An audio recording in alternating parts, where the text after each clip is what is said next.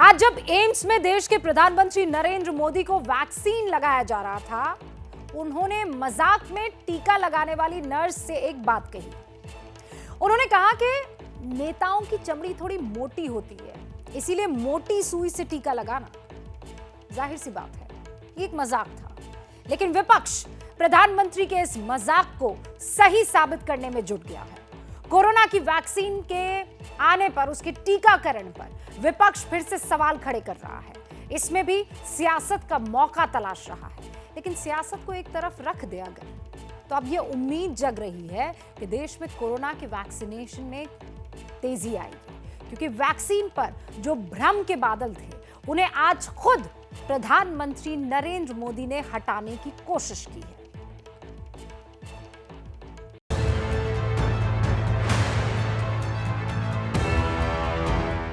सुबह सुबह का वक्त था। प्रधानमंत्री नरेंद्र मोदी का काफिला अपने आवास से दिल्ली के एम्स के लिए रवाना हुआ। खाली सड़कें थी। ये जानकारी सार्वजनिक नहीं की गई थी कि प्रधानमंत्री सुबह सुबह एम्स में टीका लगाने के लिए पहुंच रहे हैं। यहां तक कि प्रधानमंत्री के काफिले के लिए कोई ट्रैफिक भी नहीं रोका गया। इन तस्वीरों में प्रधानमंत्री के काफिले के बगल में एक ऑटो दिख रहा है। कुछ देर बाद ही प्रधानमंत्री उतरे और सीधे एम्स के अंदर चले गए।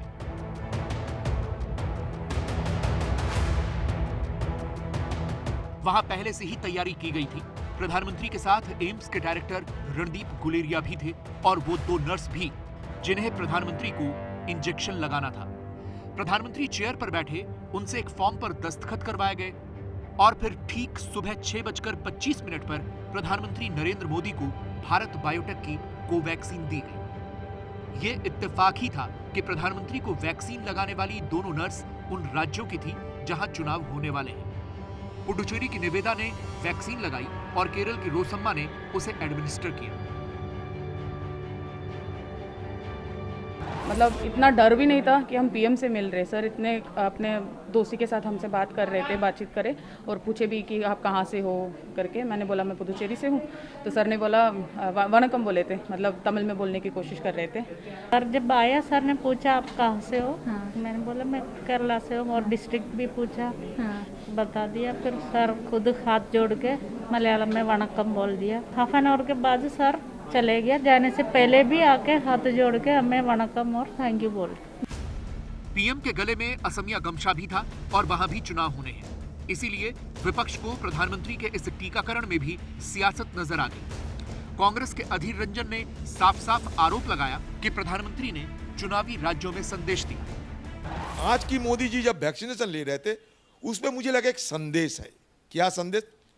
तमिलनाडु और केरल की नर्सेस थे और असम की गमछा थे। बंगाल में भी चुनाव है, पुडुचेरी में चुनाव है। पुडुचेरी में ऋषि अरविंदो की एक तस्वीर और साथ साथ बंगाल की एक मतलब गीतांजलि, रविंद्रनाथ टैगोर की पुस्तक, अगर वो भी उन्होंने इस्तेमाल कर सकते थे। अब इसका हम क्या जवाब दें? अधीर बाबू हमारे दोस्त हैं, उनसे कहूँगा कि अगर वो जब टीका लगवाने जाएं तो बंगाल के जितने सिंबल हों सब ओढ़ लें। मोदी जी ने देश में आग्रह किया था कि सब लोग एक दिया जलाएं कोरोना वॉरियर्स के पक्ष में, तो देश ने लगाया था, हम लोगों ने जलाया था। उस समय तो मोदी जी ने असमिया गमछा भी पहना था और मुंडी भी पहनी थी। उस समय कोई चुनाव था क्या? राजनीतिक विवाद अपनी जगह है, लेकिन प्रधानमंत्री ने कोवैक्सीन लगाकर एक और विवाद को शांत करने की कोशिश की है। असल में जनवरी में भारत बायोटेक की कोवैक्सीन पर ही विवाद हो गया था। भारत बायोटेक को मिली मंजूरी पर विपक्ष ने सवाल उठाए थे। आरोप था कि कोवैक्सीन को तीसरा ट्रायल पूरा किए बगैर ही मंजूरी दी गई। सीरम इंस्टीट्यूट के अदार पूनावाला ने बाकी वैक्सीन की एफिकेसी को पानी जैसा बताया था। इसके बाद भारत बायोटेक के एमडी ने प्रेस कॉन्फ्रेंस करके अपनी वैक्सीन को 200% सुरक्षित बताया था। यही सब वजहें थी कि कोरोना के खिलाफ वैक्सीनेशन पर लोगों का भरोसा नहीं हो रहा था। देश में 16 जनवरी से वैक्सीनेशन शुरू हुआ था और पहले चरण में स्वास्थ्य कर्मियों और फ्रंटलाइन वर्कर्स को टीका लगना था। कुल 3 करोड़ स्वास्थ्य कर्मियों और फ्रंटलाइन वर्कर्स को टीका लगना था, लेकिन टीका लगा सिर्फ 1 करोड़ 43 लाख लोगों को। 26 फरवरी तक के आंकड़ों के मुताबिक अभी तक करीब 76% स्वास्थ्य कर्मियों ने वैक्सीन की पहली डोज ली है। इसी तरह सिर्फ 47.7% फ्रंटलाइन वर्कर्स ने पहली डोज ली है। देश के 4 राज्यों में 50% से भी कम स्वास्थ्य कर्मियों ने टीके की पहली डोज ली। जिन राज्यों में कोरोना के मामले बढ़ रहे हैं, उनमें से 4 में 80% स्वास्थ्य कर्मियों ने दूसरी डोज नहीं लगवाई। इसी भ्रम को दूर करने के लिए अब प्रधानमंत्री नरेंद्र मोदी आगे आए हैं। प्रधानमंत्री जी जो स्वयं फ्रंट से लीड करते हैं, उन्होंने अपने एग्जाम्पल से लीड करके दिखाया। स्वयं उन्होंने आज वैक्सीन ली। अपनी वैक्सीन लेने के लिए अपनी टर्न का वेट किया उन्होंने, प्रधानमंत्री होते हुए भी, और उस वैक्सीन को लिया जो पूरी तरह से स्वदेशी है, जिसके बारे में तरह तरह की अफवाहें फैलाई जा रही थी। मेरा ये मानना है कि देश को 3-4 बहुत अहम जो है मैसेजेस दिए। पहली चीज़ तो यही कि उन्होंने भारत बायोटेक की जो वैक्सीन है वो लगाई और इससे ये संदेश दिया कि दोनों वैक्सीन जो हैं वो सेफ़ हैं, हमें आगे आके लगानी चाहिए। जो बीच में लोगों में शंका हो रही थी एक वैक्सीन या दूसरी वैक्सीन को लेके, वो मेरे मानना है कि अब खत्म होनी चाहिए।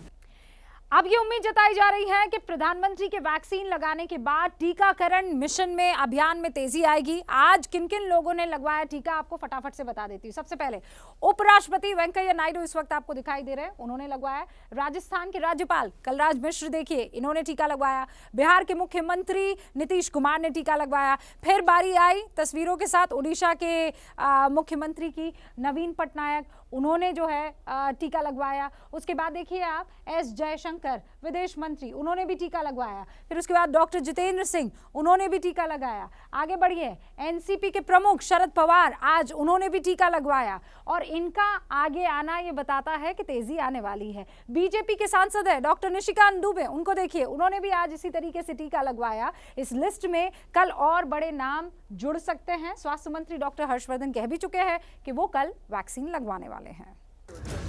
अपने 70वें जन्मदिन पर बिहार के मुख्यमंत्री नीतीश कुमार ने वैक्सीन लगवाई और फ्री वैक्सीन का वादा दोहराया और लोगों से वैक्सीन लगाने के लिए आगे आने की अपील की।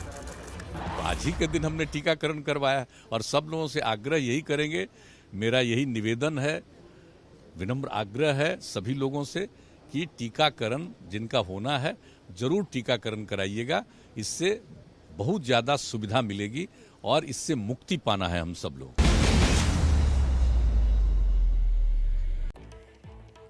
तो आज की इन तस्वीरों के बाद और खासकर प्रधानमंत्री नरेंद्र मोदी के इस कदम के बाद कोरोना की वैक्सीन को लेकर जो भ्रम हिंदुस्तान में फैला हुआ है, उस पर ब्रेक लग जाएगा और अब वैक्सीनेशन के इस अभियान को और ज्यादा तेजी मिलेगी। प्रधानमंत्री के वैक्सीनेशन पर हमारे संवाददाता विकास भदौरिया ने केंद्रीय स्वास्थ्य मंत्री डॉक्टर हर्षवर्धन से बात की। भ्रम है देश में, और उस भ्रम को क्या प्रधानमंत्री के वैक्सीन लगने के साथ ही खत्म किया जा सकेगा? देखिए, जहां तक भ्रम की बात है, ये 16 जनवरी से लेकर आज तक की यात्रा में ये भ्रम काफ़ी हद तक तो समाप्त हो चुका है, क्योंकि आपने देखा देश के बड़े से बड़े डॉक्टर ने, बड़े से बड़े हेल्थ केयर वर्कर ने, बड़े से बड़े फ्रंटलाइन वर्कर्स में तो बड़े से बड़े पुलिस के अधिकारी भी थे, मिलिट्री के अधिकारी भी थे, पैरा मिलिट्री फोर्सेस भी थे, ये सारे लोगों ने वैक्सीनेशन लगा लिया। तो ये भ्रम तो काफ़ी हद तक पहले ही समाप्त हो गया था। आज सुबह जो मैंने डाटा देखा था, 1,35,00,000 डोजेज जो है इस कैटेगरी के लोगों को लग गया था। और अब अगर प्रधानमंत्री जी के लगाने के बाद भी, आप जानते हैं कि जब प्रधानमंत्री जी को कुछ भी चीज़ दी जाती है, की जाती है, तो उनकी कितनी बड़ी सुरक्षा, उनके लिए कितनी सारी प्रिकॉशंस ली जाती हैं, कितने सारे अध्ययन होते हैं, कितना बड़ा एक सिस्टम है, एक किताब है जिसमें उनके लिए सारी गाइडलाइंस लिखी होती हैं। तो आप खुद सोचिए कि जिसके बारे में वैज्ञानिक बार बार कह रहे थे, प्रधानमंत्री जी तो पहले दिन से ही कन्विंस्ड हैं, वैज्ञानिकों ने बराबर कहा कि दोनों वैक्सीन पूरी तरह से सेफ हैं, पूरी तरह से इम्यूनोजेनिक है। आरोप लगा रहा है कि प्रधानमंत्री ने जब वैक्सीन ये पूरी तरह से सुरक्षित नहीं थी, इस बात की घोषणा वैज्ञानिकों ने नहीं की थी, तब नहीं लगवाई। अब वो जब सुरक्षित घोषित हो गई है तब वो वैक्सीन लगवा रहे हैं। वैज्ञानिकों ने जब सुरक्षित घोषित कर दिया तभी उसको इमरजेंसी यूज ऑथराइजेशन मिला और उसके बाद ही वो 16 जनवरी को देश के लोगों को मिलनी शुरू हुई, कोविड वॉरियर्स को। इसलिए ये तो अगर आपको भी जानकारी नहीं है तो आप अपनी जानकारी भी सुधार लें कि वैक्सीन को जो आरोप अधीर रंजन चौधरी ने आरोप देखिए, आरोपों के बारे में तो जो है आरोपों का जवाब तो जो है देना जो है, मैंने आरोपों का जवाब भी दे रहा हूँ कि जो इमरजेंसी यूज ऑथराइजेशन जो है वो ड्रग कंट्रोलर एक्सपर्ट्स के कहने पर देता है, उनकी रिकमेंडेशंस पर देता है, और वो जब सेफ्टी को, इम्यूनोजेनिसिटी को, इन इश्यूज को वेरीफाई कर लेते हैं तभी वो उसकी अप्रूवल देते हैं। अगर अप्रूवल ना होती उसकी सेफ्टी की तो क्या ये 1,35,00,000 देश के हेल्थ केयर वर्कर्स यानी डॉक्टरों को जिन्होंने आगे प्राण रक्षा करनी लोगों की, उनको दी जा सकती थी। इसलिए ये तो आरोप क्या, ये इतना ज़्यादा बेबुनियाद है ये आरोप कि इसके ऊपर कमेंट करना भी मैं समझता हूँ कि कोई वर्थ नहीं है। तो हेल्थ मिनिस्टर को ये लगता है कि प्रधानमंत्री के टीका लगवाने के बाद भ्रम जो है वो बहुत जल्दी से उसके ऊपर अंकुश लगेगा। देश में 5 राज्यों में जो विधानसभा चुनाव होने वाले हैं वो जैसे जैसे नजदीक आ रहे हैं बहुत सारी दिलचस्प तस्वीरें सामने आ रही है। जैसे आज प्रियंका गांधी ने असम में वहां का पारंपरिक नृत्य किया, उधर राहुल गांधी ने तमिलनाडु के कॉलेज में डांस किया। लेकिन इन तमाम तस्वीरों के बीच पिछले कुछ घंटों में राहुल और प्रियंका की पूजा पॉलिटिक्स भी साफ तौर पर देखने को मिली। अब सवाल यह है कि चुनाव आते ही राहुल और प्रियंका का मंदिर दौरा तेज क्यों हो जाता है, और सवाल यह भी कि राहुल का इस वक्त जितना फोकस दक्षिण भारत पर है, क्या उन्हें दक्षिण से ही संजीवनी मिलने की उम्मीद नजर आ रही है?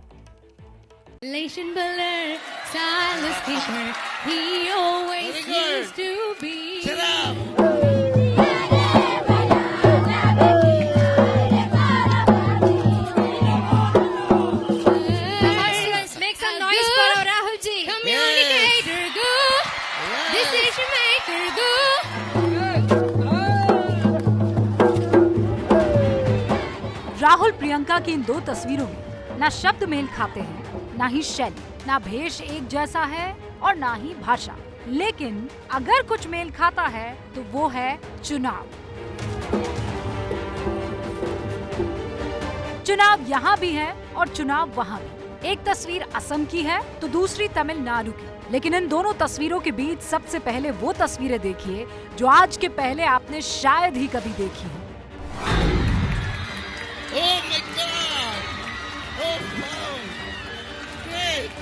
दक्षिण के दौरे पर गए राहुल गांधी ने कन्याकुमारी में अपना अलग अंदाज दिखाया। हुआ यूं कि राहुल गांधी तमिलनाडु के कन्याकुमारी के सेंट जोसेफ स्कूल पहुंचे थे। यहाँ वो छात्र छात्राओं से बात कर रहे थे, उनके सवालों का जवाब दे रहे थे। तभी 10वीं क्लास में पढ़ने वाली मेरलिन शेनेगा नाम की एक छात्रा ने उनसे पूछा, आप पुशअप्स कर सकते हैं? राहुल ने मुस्कुराते हुए हाँ में जवाब दिया। Can you take push-ups? I can take push-up. Let's try 15. Ready? इसके बाद तालियां बजनी शुरू हुई और राहुल गांधी ने करीब 10 सेकंड में 15 पुशअप्स करके दिखा दिए। Okay. Oh my God! Oh wow! Great! Great! Yes! इसके बाद राहुल ने एक हाथ से भी पुशअप करके दिखाया। Now we make it difficult. Try with one hand. And Bruce Lee. Oh, wonderful! Great! इसी स्कूल में कुछ देर पहले ही राहुल गांधी ने छात्राओं के साथ डांस भी किया।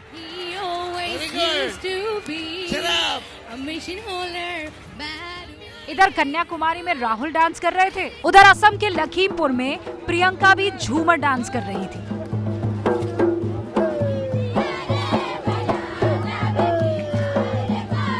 लाल और सफेद साड़ी पहने चाय बागान में काम करने वाली इन लड़कियों के साथ प्रियंका पूरी तन्मयता के साथ असम का परंपरागत झूमर नृत्य कर रही थी। उन्होंने अपने गले में वहां का गमछा भी ले रखा था।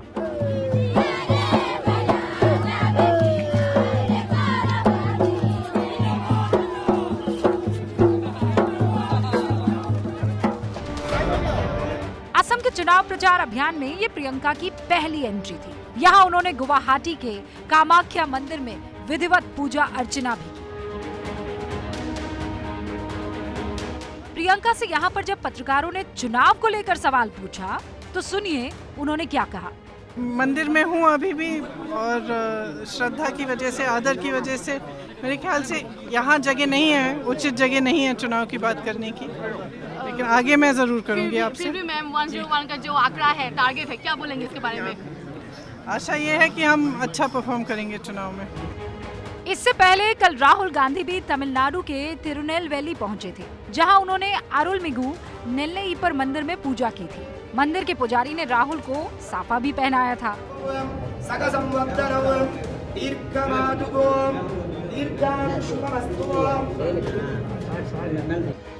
कांग्रेस के लिए दक्षिण की राजनीति इस वक्त बहुत अहम है और वजह यह है कि विंध्य से दक्षिण में कांग्रेस के पास किसी भी राज्य की सत्ता नहीं है और वो तमिलनाडु जहां से राहुल गांधी की ये दिलचस्प तस्वीरें सामने आ रही है, वहां कांग्रेस 1967 से ही सत्ता से दूर है। तमिलनाडु में कांग्रेस की सहयोगी पार्टी डीएमके 2011 और 2016 में चुनाव हार चुकी है।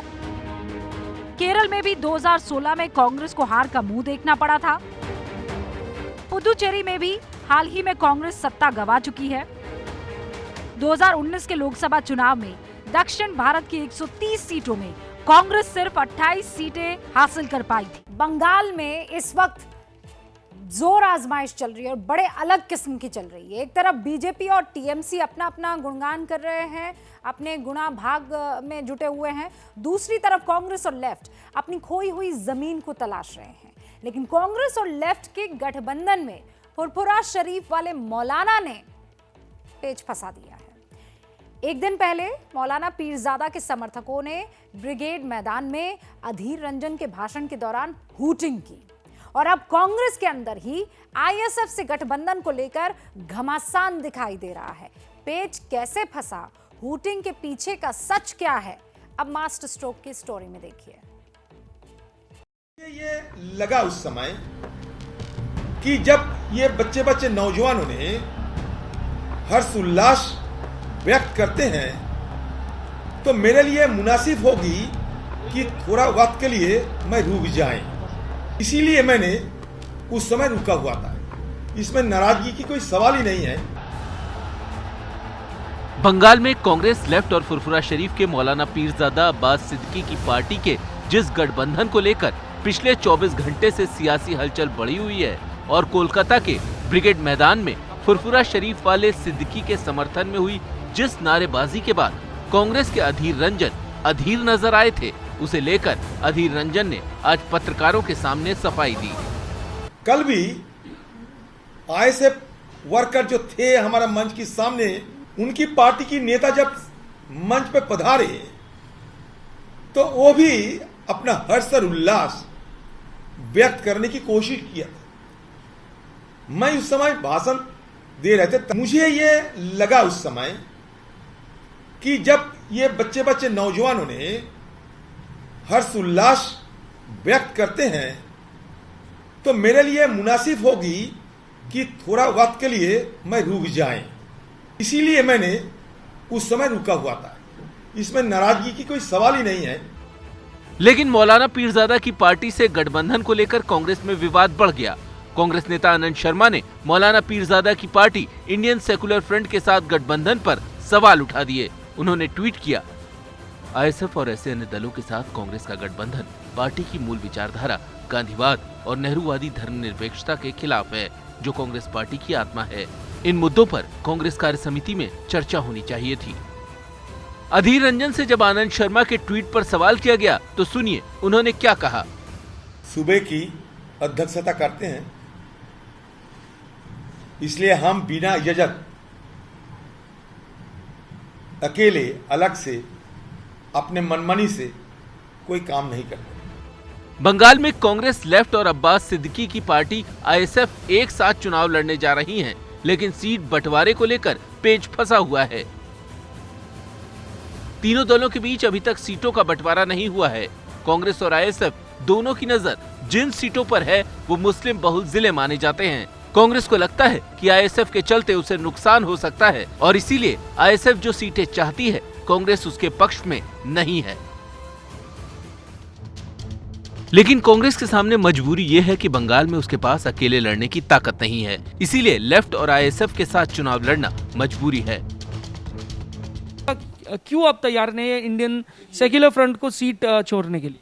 ये गलतफहमी हो रहा है, तैयार की बात नहीं है। ये अभी हमारा साथ गठबंधन की बात लेट पार्टी के साथ होते हैं और पिछले 2016 साल में भी हम लेट पार्टी के साथ ही गठबंधन किया था, चुनावी गठबंधन। तो अभी लेट पार्टी के साथ हमारा चुनावी गठबंधन की जो चर्चा हो रहे हैं वो अभी ख़त्म नहीं हुई। तो मतलब हमारे जेब में अभी किसी को कुछ देने का कौड़ी नहीं है, हम खुद अभी तक खाली हाथ बैठे हैं।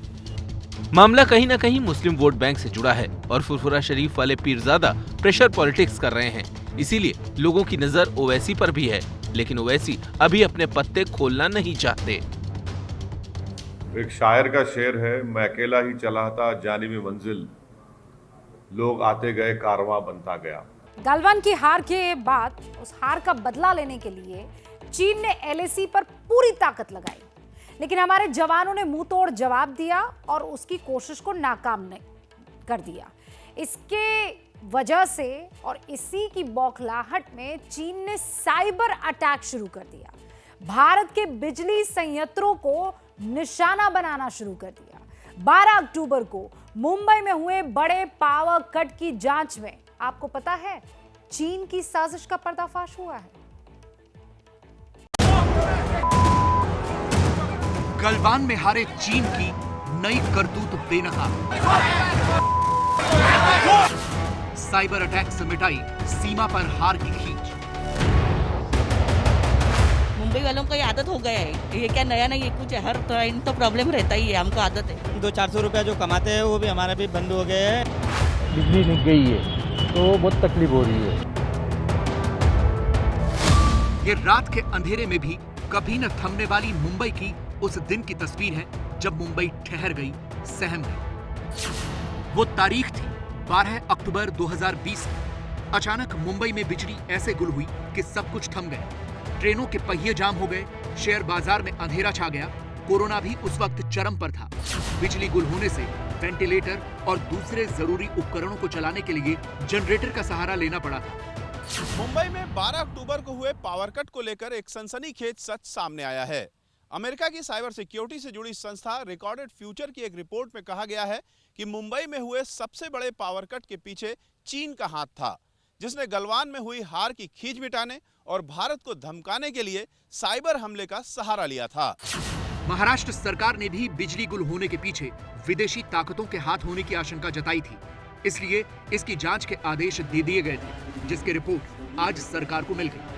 इस रिपोर्ट में कहा गया है कि 12 अक्टूबर को हुए बिजली संकट के पीछे साइबर हमले की बात को नकारा नहीं जा सकता। Recorded future network analysis company indication दिया है, शायद चाइना ने ये काम किया हो, ऐसा इंडिकेशन दिया है। हमारे फाइंडिंग का प्रीलिमिनरी रिपोर्ट है, तो आगे जैसी जैसी जांच होंगी ये सब चीजें सामने आएगी। बिजली गुल होने के पीछे विदेशी साजिश की आशंका सबसे पहले महाराष्ट्र के ऊर्जा मंत्री नितिन राउत ने जताई थी। उन्हीं की शिकायत पर इस मामले की जांच शुरू हुई थी। नितिन राउत ने इस मामले में एबीपी न्यूज से बात की तो उन्होंने इस मामले से जुड़े कई और हैरान करने वाले सच साझा किए। वॉशिंगटन पोस्ट ने जो लिखा है या न्यूयॉर्क टाइम्स ने जो लिखा है उसमें काफी सत्य है। निश्चित रूप से घातपात हुआ है, मैंने देखा, प्रेजेंटेशन मेरे सामने हुआ है और मुझे पूरी जानकारी है उस बात की। मुंबई में बत्ती गुल करने के लिए चीन ने जो साजिश रची उसका पूरी तरह से पर्दाफाश हो चुका है, जिसके मुताबिक चीन के रेडिको नाम के समूह ने भारत के खिलाफ साइबर हमले की साजिश रची थी और रेडिको ने ही भारत के बिजली संयंत्रों में मॉलवेयर से हमला किया। पिछले साल अक्टूबर में महज 5 दिनों में 40,500 बार भारत के महत्वपूर्ण संस्थानों पर साइबर हमले हुए। चीन ने भारत के 10 संगठन निशाने पर लिए थे, जिसमें 4 से 5 संगठन बिजली सप्लाई से जुड़े थे। महाराष्ट्र सरकार की जांच में एक्सपर्ट को साइबर हमला करने वाले 14 मॉलवेयर मिले हैं। इसके अलावा 8 GB डेटा अज्ञात विदेशी अकाउंट में भी ट्रांसफर होने की जानकारी मिली है। यही नहीं, जांच में यह भी पाया गया है कि कुछ संवेदनशील कंप्यूटर लॉगिन करने की भी पूरी कोशिश हुई थी। हमारे फाइंडिंग में जो चीज़ आई है उसमें कुछ फॉरेन कंपनी ने इस प्रकार की चीज़ें करने का अटेम्प्ट किया है। अब कौन सी एक किसने किया अभी और उसकी आगे जांच हम करेंगे। चीन के साइबर अटैक के बाद हमारे इंजीनियर्स और साइबर एक्सपर्ट्स तुरंत एक्शन में आए थे, जिसका नतीजा ये हुआ कि जिस अटैक की प्लानिंग चीन ने कई महीनों तक की थी उसे महज 2 घंटे में नाकाम कर दिया गया। लेकिन अब एक्सपर्ट ये जानने में जुटे हैं कि चीन ऐसा करने में कैसे कामयाब हुआ। कुछ साइबर एक्सपर्ट का मानना है कि भारत की पावर कंपनियों में बड़े पैमाने पर चीन के उपकरण लगे हुए हैं। 2020 में भारत ने 71,000 करोड़ के बिजली उपकरण खरीदे, जिसमें 21,000 करोड़ के उपकरण सिर्फ चीन से मंगवाए गए थे। चाइना की थ्रेट को, खास तौर पर साइबर थ्रेट को अब नजरअंदाज नहीं कर सकते। वो बहुत हद तक प्रिपेयर्ड है साइबर वॉर के लिए और साइबर स्ट्रैटेजी के लिए। हैरानी की बात यह है कि गलवान हिंसा के पहले ही चीन की ओर से भारत में साइबर हमले तेज कर दिए गए थे और इसके बाद देश के सभी पावर ग्रिड को निशाना बनाना शुरू कर दिया गया था। सरकार को भी इस बात की आशंका हो गई थी, इसलिए सरकार ने अलर्ट भी जारी किया था, जिसमें सभी बिजली संयंत्रों को साइबर हमले को लेकर सतर्क रहने के लिए कहा गया था। बिजली पर ही नहीं भारत में, बल्कि वैक्सीन का जो प्रोग्राम मिशन है उस पर भी अपनी तरफ से हर तरह की जालसाजी रच लेना चाहता था, अटैक करना चाहता था चीन, लेकिन ऐसा कर ना पाया। लेकिन भारत से मुकाबले की हर कोशिश में नाकाम होने के बाद चीन अपनी रणनीति बदल चुका है। उसने भारत को हर मोर्चे पर घेरने और कमजोर करने के लिए मोहरे बिछाने अब शुरू कर दिए हैं। पहला नेपाल याद कीजिए, उसके बाद चीन अब म्यांमार के रास्ते भारत के खिलाफ घेराबंदी, मोर्चाबंदी कर रहा है। इसके लिए चीन म्यांमार की उस फौजी हुकूमत को मजबूत करने में जुट गया है जो अपनी ही जनता का खून बहा रही है।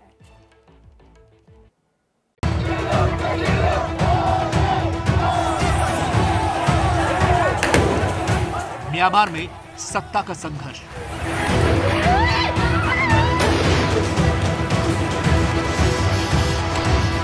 सेना बरसा रही है गोलियां।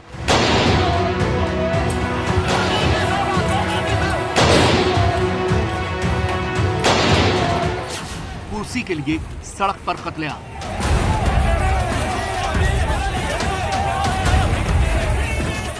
एक फरवरी को आन सान सूकी का तख्ता पलट करके म्यांमार की कमान फौजी जनरल मिनांग लैंग ने संभाल ली।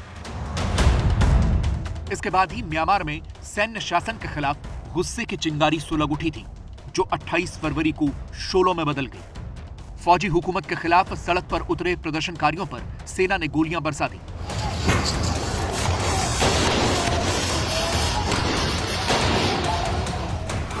प्रदर्शनकारियों पर यह गोलीबारी म्यांमार के यंगमून, दावई, मांडले, मीक, बागो और पोकोक में की गई। इन जगहों पर सड़क के एक ओर सेना ने मोर्चा संभाल रखा था तो दूसरी ओर प्रदर्शनकारियों ने, लेकिन प्रदर्शनकारी खाली हाथ थे और सेना हथियारों से लैस। पहले सेना ने प्रदर्शनकारियों पर आंसू गैस के गोले छोड़े और फिर फायरिंग कर दी।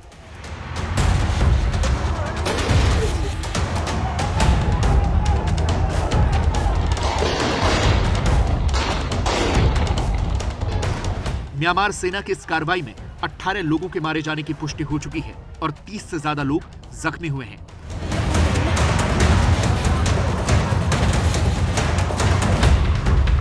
The numbers are going up as we speak, and we do understand that some of these people are in critical condition. So we fear that the death toll may rise further. Myanmar में सैन्य शासन का लंबा इतिहास रहा है, लेकिन इस बार फौजी हुक्मरानों ने सारी हदें पार कर दी। उनके इस रवैये की वजह चीन को माना जा रहा है, क्योंकि लगातार ऐसे सबूत सामने आ रहे हैं जिससे यह साबित होता है कि म्यांमार के जनरल के सिर पर चीन का हाथ है। म्यांमार में कुछ दिनों से सड़कों पर कुछ ऐसे सैनिक नजर आ रहे हैं जो दिखने में चीनी मूल के लगते हैं। इससे यह माना जा रहा है कि चीन ने फौजी शासन की मदद के लिए अपने सैनिक म्यांमार भेजे हैं। इस बीच चीन के कुनमिंग प्रांत से देर रात उड़ानों के म्यांमार पहुंचने की भी पुष्टि हुई है, जबकि म्यांमार में अंतर्राष्ट्रीय उड़ानें प्रतिबंधित हैं। इसके अलावा चीन के साइबर एक्सपर्ट के भी म्यांमार पहुंचने की खबरें सामने आ चुकी हैं। ऑस्ट्रेलियाई think tank Australia strategic policy institute की ताज़ा रिपोर्ट के मुताबिक बीते कुछ दिनों के दौरान चीन और म्यांमार के बीच में बड़ी संख्या में कार्गो उड़ानों की आवाजाही हुई है। इंस्टीट्यूट का दावा है कि इन कार्गो उड़ानों के जरिए अज्ञात सामान और लोगों को लाया ले जाया गया है। ऑस्ट्रेलिया के think tank Australia strategic policy institute की रिपोर्ट के सामने आने के बाद चीन पर पूरी दुनिया में सवाल उठने लगे, जिसके बाद म्यांमार के फौजी शासन के फरमान पर म्यांमार इंटरनेशनल एयरलाइंस ने सफाई जारी की। कहा, पिछले दिनों चीन से आई उड़ानों पर सवाल उठाए जा रहे हैं, लेकिन सच्चाई ये है कि सी फूड इंडस्ट्री की मदद के लिए चीन से म्यांमार के बीच कार्गो उड़ानें हो रही हैं। अगस्त 2020 से अब तक 120 उड़ानें हुई हैं। चीन के दबाव में म्यांमार के फौजी शासन की ओर से यह बयान आना ही बताता है कि दाल में कुछ काला जरूर है। यह शक इसलिए भी गहरा जाता है कि चीन हमेशा से ही म्यांमार में सैन्य शासन का पक्षधर रहा है। इसकी कई बड़ी वजहें हैं। सबसे पहले तो म्यांमार से चीन हिंद महासागर में मजबूत हो जाता है और उसे व्यापार के लिए छोटा समुद्री रास्ता मिल जाता है। साथ ही उसे प्राकृतिक संसाधनों की लूट का मौका भी मिल जाता है। इसके अलावा चीन को भारत को घेरना भी आसान होता है। भारत के हर पड़ोसी देश में अस्थिरता को बढ़ावा देना चीन की पुरानी नीति रही है। म्यांमार में भी चीन अपनी इसी नीति को बढ़ावा देने की कोशिश कर रहा है। आज की तारीख मालूम है आपको? कई मामलों में ये बहुत अहम है। देश भर में आज कोरोना वैक्सीन के दूसरे फेज की शुरुआत हो गई है। आज उत्तर प्रदेश समेत कई राज्यों में पहली से 5वीं तक की क्लासेस भी शुरू हो गई है। करीब 1 साल बाद स्कूल पहुंचे इन बच्चों का स्वागत कैसे हुआ, देखना नहीं चाहेंगे? नई सुबह होने को आए फिर स्कूल खुले हैं, नई सुबह होने को आए फिर स्कूल। ये रौनक, ये सजावट, ये जश्न जैसा माहौल उत्तर प्रदेश के उन प्राइमरी स्कूल्स का है जो आज से अनलॉक हो गए हैं। कॉपी कलम किताबों संग ही क्लास में रौनक आई। इसी कड़ी में यूपी के प्रयागराज के इस स्कूल में बच्चों का शानदार स्वागत हुआ। ये देखिए, रंग बिरंगे गुब्बारे, हाथों में आरती की थाली, हारमोनियम और तबले की धुन पर गीत गाते ये टीचर और बच्चे। नई ऊर्जा संकल्पों से फिर हमको पढ़ना है। ये जोरदार स्वागत उन नन्हे मुन्ने बच्चों के लिए किया गया जो साल भर बाद स्कूल पहुंचे। स्कूल की टीचर्स ने तिलक लगाकर बच्चों की आरती भी उतारी। नई सुबह होने को आए। बहुत अच्छा लग रहा है कि इतनी सारी मिलेंगी इतने दिनों के बाद। उनके साथ खेलेंगे, मैम लोग के साथ पढ़ाई करेंगे। लखनऊ के स्कूल में भी उत्सव जैसा माहौल दिखा। एक तरफ स्वागत की रंगोली बनाई गई, दूसरी तरफ बच्चों के मन में किसी तरह का डर ना पैदा हो, इसके लिए सबसे पहले थर्मल स्कैनर से बच्चों का तापमान नापा गया। हाथों को सैनिटाइज करवाने के बाद उन्हें गिफ्ट में ट्रॉफियां बांटी गई। बहुत दिन के बाद सर आए रहे हैं, मगर बहुत अच्छा लग रहा है। वहीं गोरखपुर के स्कूलों में आज पढ़ाई नहीं करवाई गई, बल्कि बच्चों को कई तरह के खेल खिलवाए गए ताकि लंबे वक्त बाद लौटे ये बच्चे दोबारा स्कूल के माहौल में ढल सके। पंजाब के मुख्यमंत्री कैप्टन अमरिंदर सिंह आज एक अलग ही अंदाज में नजर आए। ये मौका अमरिंदर सिंह की पोती की शादी का था। पोती की विदाई पर अमरिंदर सिंह ने बेटियों की विदाई से जुड़ा एक पंजाबी गीत गाया। वीडियो कल का है, लेकिन आप भी लुत्फ उठाइए।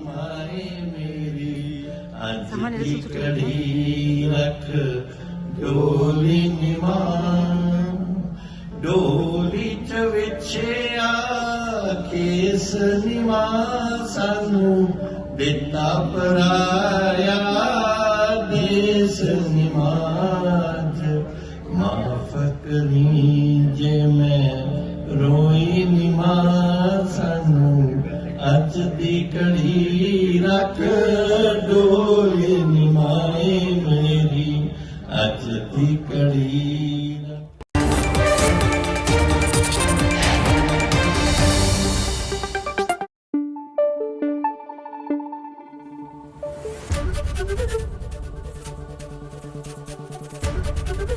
एबीपी न्यूज आपको रखे आगे।